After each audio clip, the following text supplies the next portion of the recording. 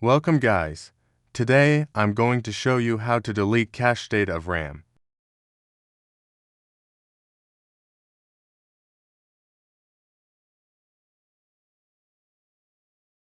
Search for RAMMap Microsoft.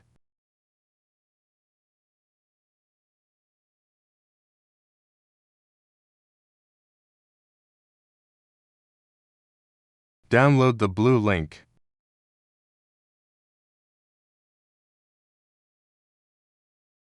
Left-click and press Extract All.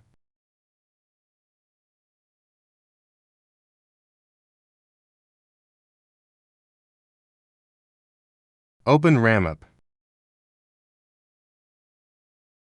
Wait until it loads.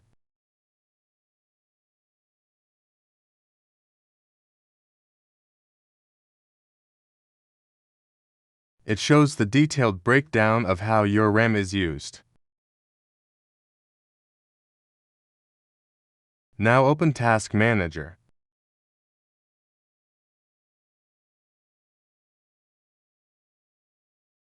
Go to Performance. Focus on the cache data.